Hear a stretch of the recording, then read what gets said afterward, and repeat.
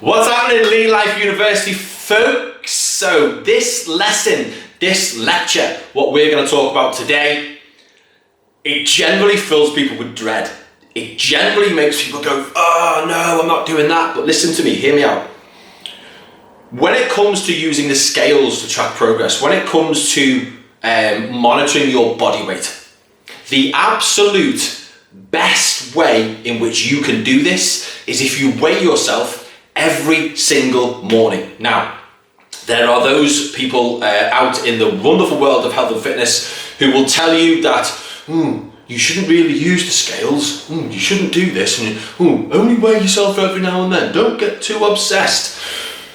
Here's my problem with this. If you are trying to make dramatic changes to the way that you look, to your confidence levels, if your main goal is losing weight and you are not weighing yourself, that's a little bit like trying to break the land speed record, but just not using a speedometer. Or it's like trying to run 100 meters without using a stopwatch.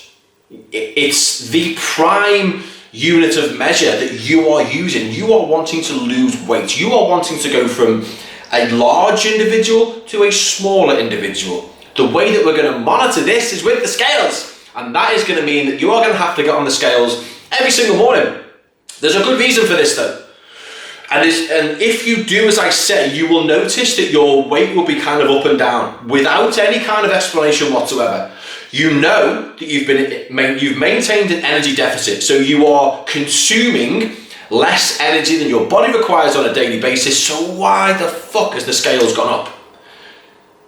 There's a multitude of different reasons why this can happen, but if you're in an energy deficit, I can categorically tell you that it is not body fat. You are not accruing extra adipose tissue. You are not storing unused energy because you haven't got any energy unused. Makes sense? For you to, let's put it into perspective, 1 kilo of body fat contains 7,700 calories. It's a fucking lot of food. 7,700 calories. If you were to overconsume by 7,700 calories, you still wouldn't probably put a kilo on. You have to kind of consistently do this over time. With that figure, with 7,700 calories, of that food that you're kind of intaking, a lot of that is going to be carbohydrates. Carbohydrates generally don't get stored as fat.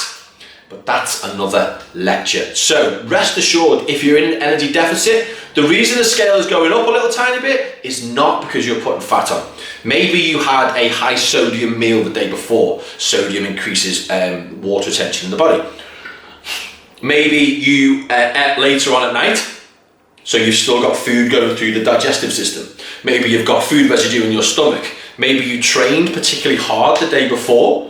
When we train very, very hard, we cause microscopic tears in the body. That causes inflammation. Inflammation is water pooling at a particular site to kind of aid healing. That water is going to affect your scale weight.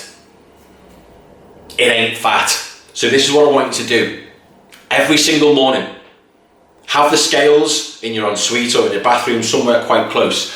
Get up, all your clothes off. I always sound like a pervert when I say that, but take off all your clothes so you're butt bunky ass naked. Go to the toilet so you're completely empty, so don't have anything to eat or drink.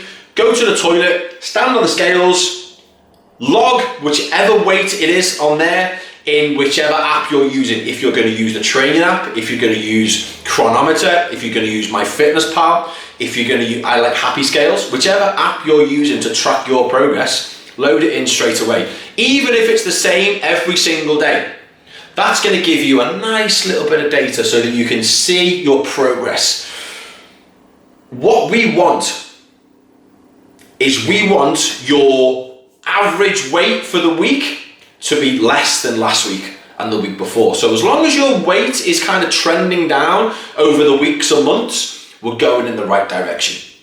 That's it for today. I don't want to kind of overstimulate your mind. I don't want to kind of give you too much to kind of think about, but that's something I want you to start implementing straight away.